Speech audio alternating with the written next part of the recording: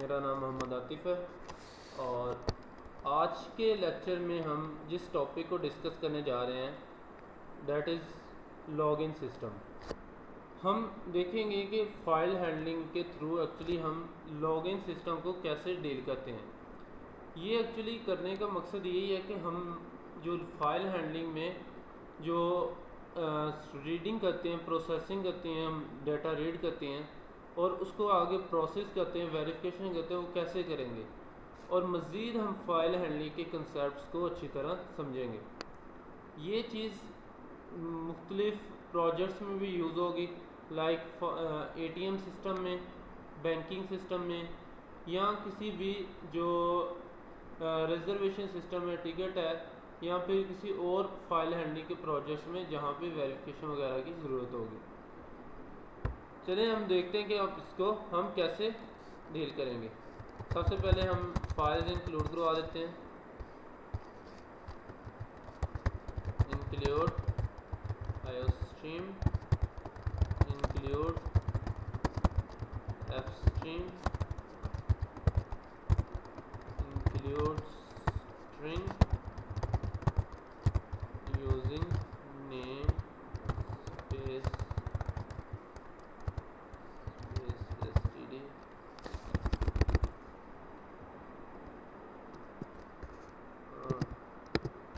namespace std int main and return 0। ठीक है, और scene.synchro_studio 0 और scene.type 0। इसके मतलब मज़ीद आप परेशान होने की ज़रूरत नहीं है। ये जो दो कमांड्स मैंने लगाई हुई हैं ये मैंने अपने आसानी के लिए लगाई हुई हैं। अब इन दो कमांड्स का काम ये है कि जब भी ये Visual Studio को चलाएगा तो इसकी प्रोसेसिंग को फास्ट कर देगा। तो ये दो कमांड्स इसलिए यूज़ होती हैं, बाकी इसका आपके साथ और कोई तल्लुक़ नहीं है। अब हम चलते हैं कि हम जो ऑथेंटिकेशन सिस्टम है या लॉगिन सिस्टम कह लें, उसको हम जो कैसे इसमें डील करेंगे। उसके लिए हम सबसे पहले एक फ़ाइल क्रिएट करेंगे और उस फाइल में जाकर हम कुछ रिकॉर्ड्स जो हैं वो रखवा देंगे यूज़र्स के। फॉर एग्ज़ाम्पल हमने रिकॉर्ड रखवाया है, आतिफ़ नाम का एक यूज़र था और उसका जो पिन कोड है वो है 1234। ठीक है, और उसके बाद उसका जो कैश अमाउंट है जो उसके बैंक में पड़ा हुआ है वो है 123 समथिंग लाइक दिस। इसी तरह आगे एक यूज़र है, उसका पिन कोड है और उसका जो अमाउंट है, उसकी जो बैंक अमाउंट है वो आगे लिखी हुई है। इसी तरह 5 यूज़र हैं जिनके पांचों यूज़र्स के बैंक अकाउंट की इंफॉर्मेशन हमारे पास मौजूद है। सबसे पहले नेम है, पिन कोड है, उसके बाद अमाउंट है। ठीक है, अब हम क्या करेंगे कि क्योंकि ATM में एक्चुअली जब भी जो वो पिन कोड एंटर करता है तो वो एक्चुअली उससे पहले वैलिडेट करता है ATM सिस्टम, क्या उसका जो पासवर्ड है या उसने पिन कोड लगाया क्या वो ठीक है या नहीं, तो तभी उसको ATM यूज़ करने देता है। अब हमने सबसे पहले हमारा काम है कि हमने उस फाइल में से रिकॉर्ड को रीड करना है। ठीक है, तो हम क्या करते हैं कि बजाय इसके कि हम स्ट्रिंग नेम डिक्लेयर करवाएं, इंट पिन कोड डिक्लेयर करवाएं एंड देन अमाउंट, तो हम क्या करेंगे कि हम इस 3 वेरिएबल्स को डिक्लेयर करवा कर हम वो तमाम इंफॉर्मेशन को रीड करेंगे।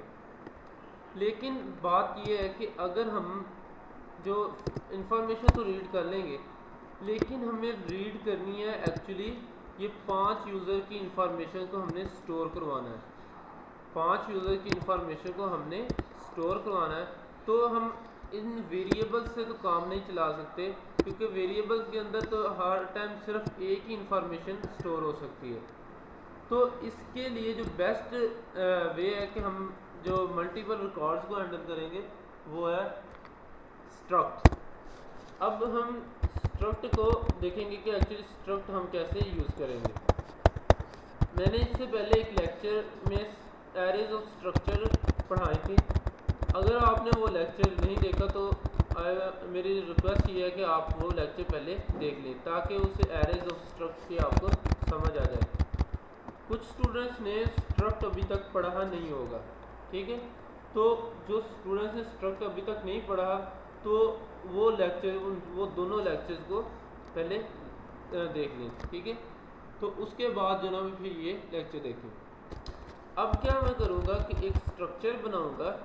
अब उस स्ट्रक्चर का क्या फ़ायदा होगा, एक्चुअली वो स्ट्रक्चर क्या होगा कि एक डाटा टाइप होगी, लेकिन उस डाटा टाइप के अंदर 3 इंफॉर्मेशन स्टोर होंगी। वो कौन सी होंगी, नेम होगा, पिन कोड होगा और अमाउंट होगा। अब मैं क्या करूँगा कि एक स्ट्रक्चर बनाऊँगा स्ट्रक्ट यूज़र्स, ठीक है। अब मैंने यूज़र्स का एक स्ट्रक्ट बनाया और उस स्ट्रक्ट के अंदर 3 इंफॉर्मेशन मेरे पास पड़ी हुई हैं। एक है यूज़र नेम, दूसरा है मेरे पास यूज़र पिन कोड और तीसरी जो इंफॉर्मेशन स्ट्रक्चर में आएगी वो है यूज़र अमाउंट, ठीक है। अब मैं क्या करूँगा, एक मैंने स्ट्रक्ट बनाया यूज़र्स के नाम से और उसके अंदर मैंने 3 इंफॉर्मेशन स्टोर करवा दी, नेम, पिन कोड और अमाउंट, ठीक है। अब मैं इस स्ट्रक्ट जो यूज़र्स है इसका मैं ऑब्जेक्ट बनाऊँगा, क्योंकि यूज़र जो स्ट्रक्ट है एक्चुअली इसकी कोई एग्जिस्टेंस नहीं है।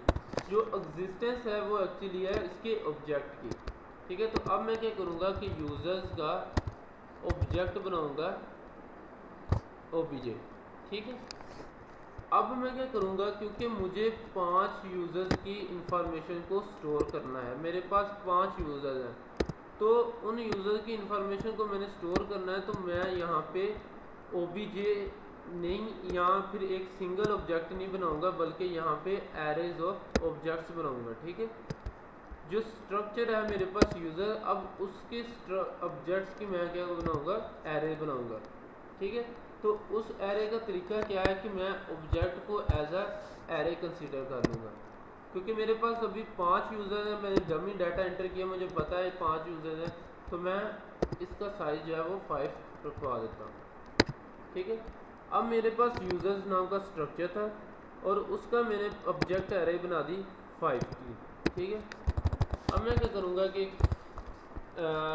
फाइल स्ट्रिंग का जो ना ऑब्जेक्ट बना लेता हूँ, आई स्ट्रिंग इन और यूजर्स डॉट txt, ठीक है। अब मैंने फाइल रीड करने के लिए मैंने जो ना ऑब्जेक्ट बना लिया जो कि इन नाम का ऑब्जेक्ट था, ठीक है। अब मैं क्या करूँगा, क्योंकि मेरे पास 5 यूज़र्स हैं, अब हर यूज़र के आगे 3 इंफॉर्मेशन है, ठीक है। 5 यूज़र्स हैं और हर यूज़र की 3 इंफॉर्मेशन है, तो मैं उनको एज अ लूप लगाकर रीड करूँगा, while is not in dot end of file, ठीक है। यहाँ तो मैं एंड ऑफ फाइल यूज़ करके कर सकता हूँ, या फिर मैं फॉर लूप भी यूज़ कर सकता हूँ, क्योंकि मेरे पास नंबर ऑफ आइट्रेशन नोन है कि 5 यूज़र हैं, तो मैं फॉर लूप भी यूज़ कर सकता हूँ, ठीक है। अब मैं क्या करूँगा कि फॉर लूप यूज़ करूँगा, i0 i लेस देन 5 और i प्लस प्लस, ठीक है। और अब मैं क्या करूँगा कि इस ऑब्जेक्ट के थ्रू मैं वो इंफॉर्मेशन जो है वो यूज़र्स की वो रीड करूँगा। अब उसका तरीका क्या है कि इन जो मैंने ऑब्जेक्ट रीड करने के लिए, फाइल रीड करने के ऑब्जेक्ट बना था इन, और उससे मैं फाइल रीड करूँगा ओबीजे आई में, ठीक है। अब ओबीजे ऑफ आई, अब मैं क्या करूँगा कि क्योंकि मेरे पास एरेज मौजूद है, तो अब मैं क्या करूँगा कि हर आई इंडेक्स पे मैं 3 इंफॉर्मेशन स्टोर करूँगा। वो कैसे करूँगा कि क्योंकि मेरे पास रीड करने का ऑब्जेक्ट है इन, तो मैं क्या करूँगा in OBJ of I dot name, ठीक है। पहले मैं उस इंडेक्स पे उस यूज़र का नेम रीड करूँगा, फिर उसी इंडेक्स पे मैं यूज़र का पिन कोड रीड करूँगा, और फिर उसी इंडेक्स पे मैं यूज़र का कैश रीड करूँगा, ठीक है, अमाउंट, ठीक है। अब मैंने हर आई इंडेक्स पे 3 इंफॉर्मेशन रीड की हैं। ये पहले i0 था तो उसने पहले i0 पे आतिफ रीड किया उसका नेम, फिर उसने i0 पे ही उसका पिन कोड रीड किया और फिर उसने i0 पे ही उसने उसका जो अमाउंट था, कैश अमाउंट था, वो रीड किया। उसके बाद उसने i1 इंक्रीमेंट हुआ तो उसने दूसरे यूज़र की इन्फॉर्मेशन रीड करी, फिर 3 पे, 4 पे एंड देन 5 पे। ठीक है, तो उसने 5 यूज़र के लिए उसने तमाम इंफॉर्मेशन को रीड कर लिया। अब हमारी सारी की सारी इंफॉर्मेशन पड़ी हुई है इस obj ऑफ i के अंदर। समझ लें कि जैसे एरे ऑफ मैं डिक्लेयर करवा दूँ 5 साइज की एरे, तो उसके अंदर मैं जैसे लूप लगा के रिकॉर्ड में रीड कर दूँ या उसके अंदर इनपुट करवा दूँ तो उसके अंदर स्टोर रहते हैं। इसी तरह अब मेरे पास जो एरे बनी हुई है वो इस data type users data type की ऑब्जेक्ट टाइप की एक एरे बनाई हुई है मैंने 5 साइज़ की। तो अब उसके अंदर ये तमाम यूज़र की इंफॉर्मेशन स्टोर है। मज़ीद मैं आपको जो ना आउटपुट करवा के दिखा देता हूँ।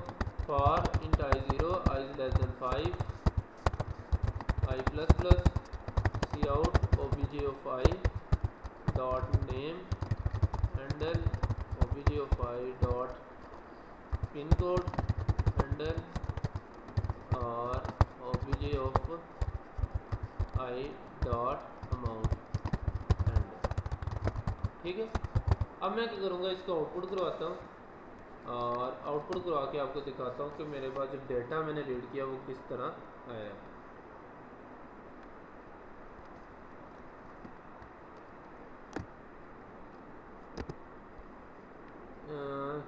there is something like error, 6 line पे एरर है। क्या एरर है? एरर पता नहीं क्या आ रहा है। जी ये मैंने जो नेम स्पेस को था वो मैंने हेडर में नहीं इंक्लूड की थी ये। ठीक है, अब इसकी वजह से एरर आ रहा था। अब मैं इसको रन करता हूँ दोबारा, कंट्रोल F5।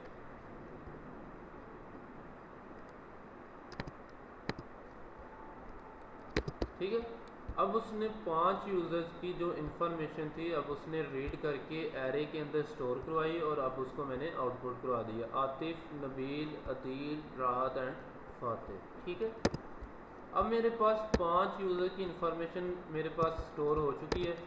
अब मैं इजीली जो भी मैं प्रोसेसिंग करना चाहता हूँ मैं वो कर सकता हूँ। अब फॉर एग्जांपल जो यूज़र है,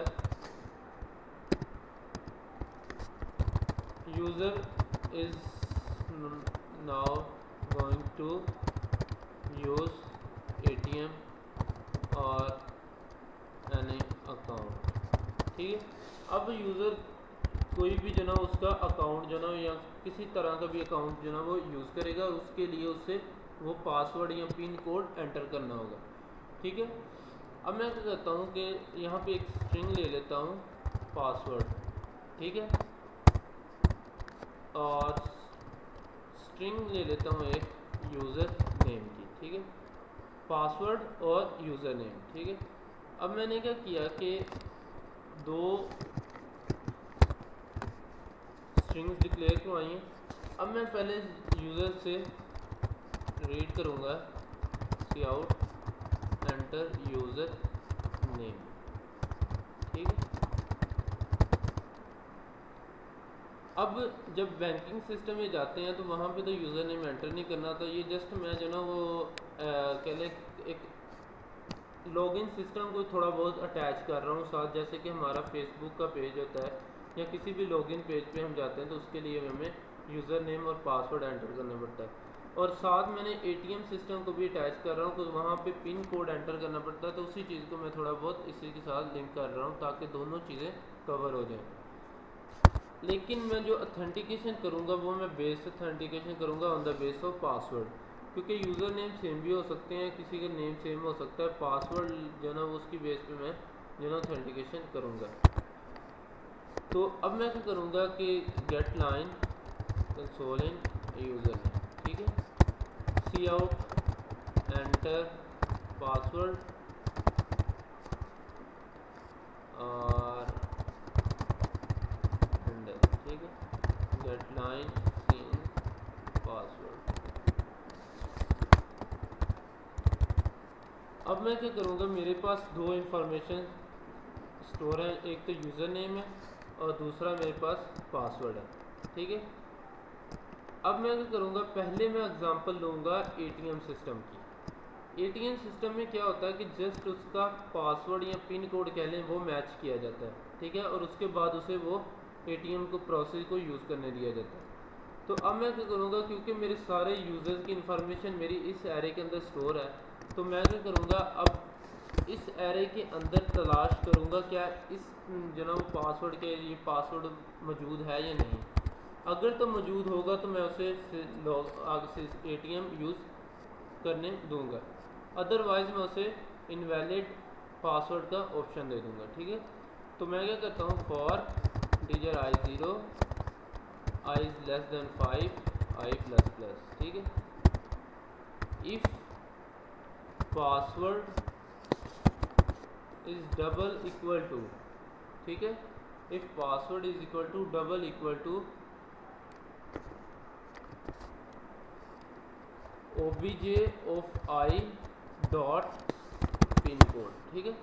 अगर तो उसका पासवर्ड जो है उसके पिन कोड के इक्वल है, ठीक है, तो हम क्या उसे करने देंगे, लॉगिन, उसे एटीएम यूज़ करने देंगे। cout you are successfully you have successfully entered into ATM system, ठीक है।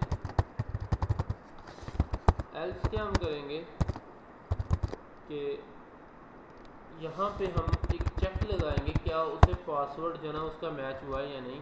तो हम उसके लिए एक ले लेते हैं बूलियन टाइप का वेरिएबल ले लेते हैं, bool is login is equal to false, ठीक है। मैंने एक वेरिएबल लिया बूलियन, उसको मैंने इनिशियल जो ना वो फॉल्स डिक्लेयर करवा दिया। अब अगर उसे पासवर्ड मिल जाता है तो वो क्या करेगा कि वो उसे मैसेज डिस्प्ले करवाएगा और इस लॉगिन को क्या कर देगा, ट्रू कर देगा, ठीक है, क्योंकि अब वो लॉगिन हो चुका है। उसके बाद मैं उसे क्या कर देता हूँ, ब्रेक कर देता हूँ, क्योंकि मुझे बाकी चेक करने की ज़रूरत नहीं है, क्योंकि मेरा पासवर्ड जो है वो सक्सेसफुली मैच हो चुका है। अब जब मेरा पासवर्ड मैच हो चुका है तो मैंने ये मैसेज और जो भी काम करना था कर लिया। अब उसके बाद मैं करूँगा, अगर तो पासवर्ड नहीं मिलता तो वो क्या करे, इस लॉगिन को बार बार फॉल्स करता जाए, ठीक है। अब इसको फॉल्स करने का मकसद क्या है कि जब हमने लूप से बाहर आकर देखना है तो हमें किसी न किसी वैल्यू की बेस पे पता चलेगा क्या उसको पासवर्ड मिला है या नहीं। अगर तो नहीं मिलता तो उसे हम क्या चेक कर लेंगे कि कंडीशन लगा के चेक कर लेंगे, if is not is login. अगर तो इस लॉगिन की वैल्यू जो है वो क्या है, फॉल्स, क्योंकि अगर इज़ अकेला इज़ लॉगिन लगाएंगे तो इसका मतलब उसके अंदर ट्रू आ रहा है, तो इससे पहले हम इज़ नॉट लगा देंगे तो उसका मतलब फॉल्स, ठीक है। अगर तो इज़ नॉट लॉगिन, अगर तो लॉगिन नहीं हुआ तो हम क्या करवा देंगे, मैसेज डिस्प्ले करवा देंगे, sorry you enter invalid pin code, ठीक है। तो हम उसको एक मैसेज डिस्प्ले करवा देंगे इनवैलिड पिन कोड। अब यहाँ पे जो उसको एरर दे रहा है, एक्चुअली हमारा पिन कोड हमने जो रीड किया है वो एज अ इंट रीड किया है, तो हम इसको भी स्ट्रिंग कर लेते हैं, क्योंकि हो सकता है कि वो ज़रूरी नहीं कि वो पासवर्ड जो है उसका वो सिर्फ डिजिट में ही हो, वो कुछ भी हो सकता है, किसी भी तरह का पासवर्ड हो सकता है, ठीक है। ये था पासवर्ड, पिन कोड, उसके अंदर कुछ भी डिजिट अल्फ़ाबेटिक कुछ भी आ सकते हैं, ठीक है। तो हमने उसको भी एज स्ट्रिंग रीड कर ली है, ठीक है। अब मैं इसको रन करता हूँ,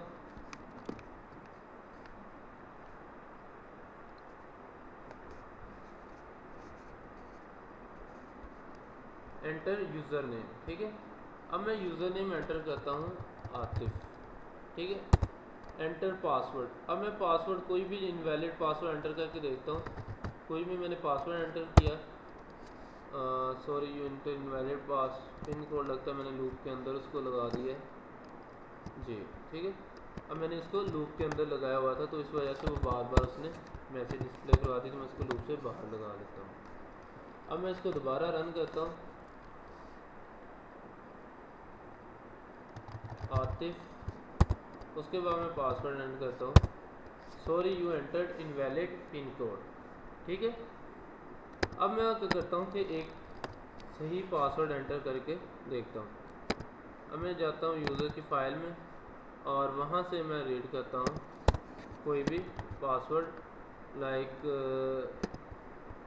मैं रीड कर लेता हूँ यही नबील। ठीक है, नबील का पासवर्ड मैं रीड कर लेता हूँ। अब मैं करूँगा नबील और इसका पासवर्ड मैं ये कर लेता हूँ, sorry you entered invalid pin code. Let me check क्या इसमें क्या प्रॉब्लम आ रही है। If password double equal to obgo5 dot pin code. ठीक है, तो मैंने अभी फाइल में से जो पासवर्ड रीड किया था वो ये रीड किया था, कंट्रोल सी। ठीक है, तो अब मैं करता हूँ दोबारा इसे मैं रन करता हूँ, नबील और पासवर्ड मैं एंटर करता हूँ जो उसका मैंने पासवर्ड कॉपी पेस्ट किया। You have successfully entered into ATM system. ठीक है, अब उस यूज़र का जो पिन कोड था वो मैंने एंटर किया, तो अब जब उसका पिन कोड राइट उसके फाइल में अंदर मौजूद था, मैच हुआ, तो उसने उसे मैसेज दे दिया you have successfully entered into ATM system. ठीक है, अब इस चीज़ को मैंने ATM सिस्टम के हिसाब से मैंने देखा है। अगर मैं इसको कहूँ कि अगर आपने किसी भी वेबसाइट या लाइक फेसबुक के हिसाब से अगर देखना है तो उसको कैसे देखेंगे कि यहाँ पे हम पिन कोड, पासवर्ड और जो दोनों यूज़र नेम है वो भी मैच होने चाहिए। ठीक है, यूज़र नेम और पासवर्ड दोनों मैच होने चाहिए। तो उसके लिए क्या कंडीशन, उसके लिए क्या कंडीशन लगेगी, यहाँ पे just and name double equal to user name double equal to obgo5 dot name. ठीक है, तो you have successfully log into the website. ठीक है, you have successfully log into the website. मैं अब इसको दोबारा रन करता हूँ।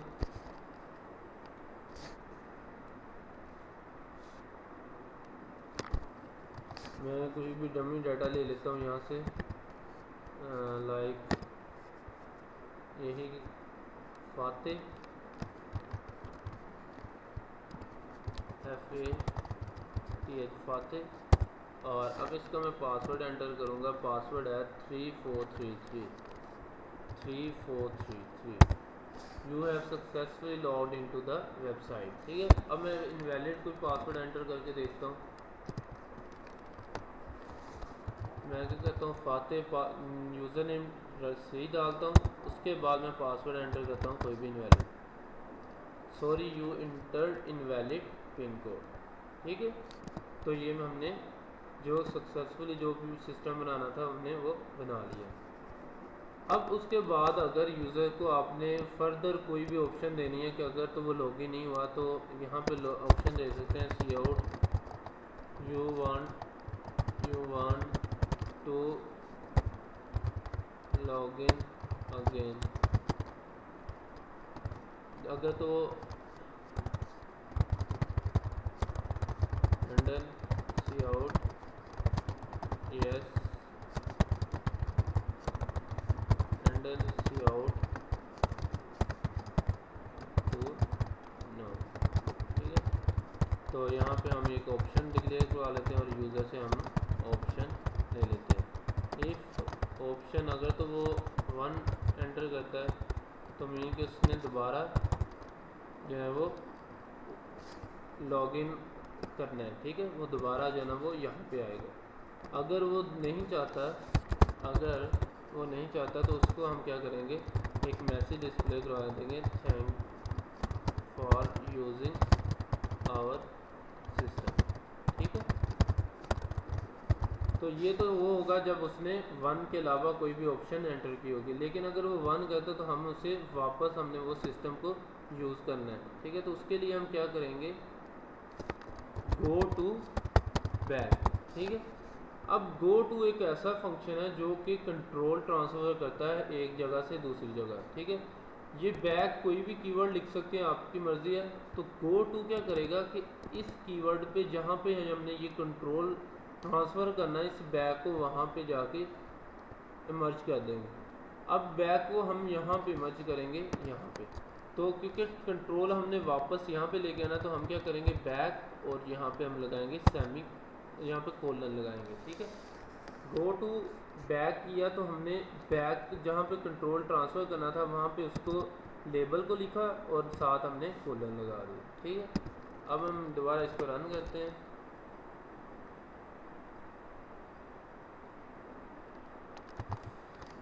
ठीक है, आतिफ और मैं कोई भी पासवर्ड एंटर करता हूँ।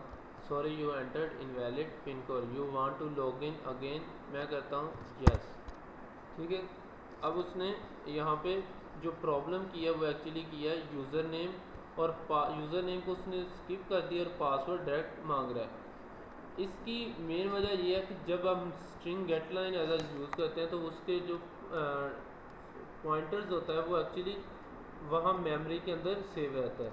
तो जहाँ पे उसके रेफरेंसेस सेव रहते हैं तो वो उस वजह से प्रॉब्लम कर जाता है कि उस स्ट्रिंग को इनपुट लेने के बजाय वो उससे स्किप कर देता है। तो उसका तरीका ये है कि हम उस जो स्ट्रीम होती है जिसमें अंदर वो पॉइंटर पड़े होते हैं, जिसके अंदर वो सारी जो रेफरेंसेस या गार्बेज वगैरह पड़ा होता है, हम उसको क्लियर कर दें, ठीक है। जब उसको क्लियर कर देंगे तो वो फिर दोबारा वो जब प्रोग्राम रीसेट हो जाएगा तो उसके अंदर सारी की सारी मेमोरीज जो हैं वो क्लियर हो जाएंगी। तो उसका तरीका क्या है, हमने फ्लश कर देना है इस सारे मेमोरीज को। तो उसका जो फंक्शन है वो है एफ फ्लश, और इसके अंदर हम पास करेंगे stdin, ठीक है, स्टैंडर्ड इनपुट, ठीक है, std स्टैंडर्ड in इनपुट। तो हम क्या करेंगे, जो स्टैंडर्ड इनपुट है उसको फ्लश कर देंगे, उसके अंदर जो भी पड़ा होगा उसको हम क्लियर कर देंगे। मैं अब दोबारा इसको रन करता हूँ। आतिफ, मैं कोई भी पासवर्ड एंटर करता हूँ। Sorry you enter invalid pin code, do you want to log in again, yes, enter user name, ठीक है। फिर वो यूज़र नेम मांग रहा है, मैं फातिह, कोई भी पासवर्ड, फिर वो एंटर इनवैलिड, और फिर दोबारा वो मांग रहा है यूज़र नेम, ठीक है। अब मैं क्या करूँगा, Fatih 3433, you have successfully logged into the website, ठीक है। अब हम क्या करेंगे कि जब हमने एक बार पासवर्ड रॉन्ग एंटर किया तो वो पिछले भी हिस्ट्री को शो कर रहा था, तो बजाय उसको हिस्ट्री को शो करने के हम क्या कर देंगे, इसको क्लियर कर देते हैं। तो उसका तरीका क्या है कि सिस्टम और इसके अंदर हम पास कर देते हैं CLS। अब ये क्या करेगा, जब भी इनवैलिड इनपुट आएगी तो उसके पीछे जो स्क्रीन होगी उसको क्लियर कर देगा।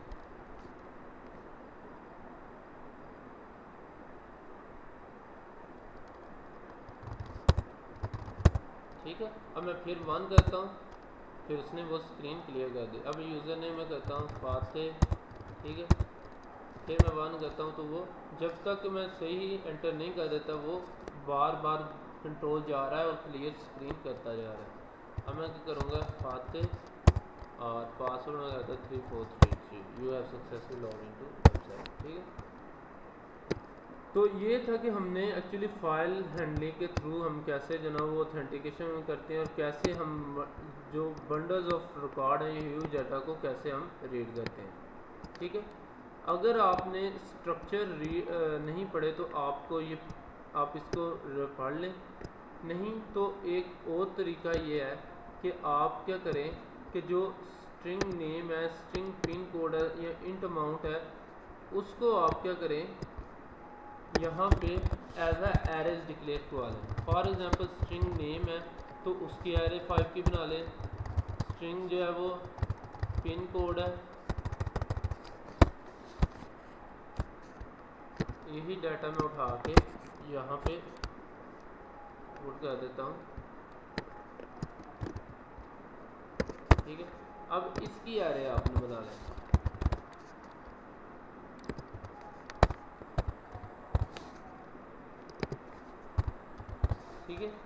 अब इसकी एरे आप बना लेंगे तो ये थोड़ा सा हार्ड कोड हो जाएगा, लेकिन काम इससे भी चल जाएगा। अब आपने क्या करना है, यहाँ पे ओबीजे ऑफ आई की बजाय नेम ऑफ आई करना है, क्योंकि आपने उस जो है वो आपने उस जो स्ट्रिंग नेम की बनाई है उसके अंदर आपने नेम सारे यूज़र के नेम रीड करने हैं। जो पिन कोड का आपने पिन कोड की एरे बनाई है उसके अंदर सारे यूज़र के पिन कोड रीड करने हैं, और जो अमाउंट की एरे बनाई है आपने उसके अंदर सारे यूज़र के अमाउंट रीड करनी है। ठीक है, अब 5 ये एरेज और 5 ये एरेज, इसके अंदर 5 यूज़र की इंफॉर्मेशन स्टोर हो जाएंगी। अब आप क्या करेंगे, यहाँ पे डायरेक्ट आकर जस्ट क्या करेंगे कि ओबीजे ऑफ आई की जगह आप क्या करेंगे, पिन कोड ऑफ आई, कि इस पिन कोड के एरे में अगर उसको ये पिन कोड मिलता है या फिर उसे इस नेम की एरे के अंदर उसे वो नेम मिलता है। ठीक है, तो उसे वो आगे रिडायरेक्ट कर दे। अब मैं इसको दोनों वो रन करता हूँ।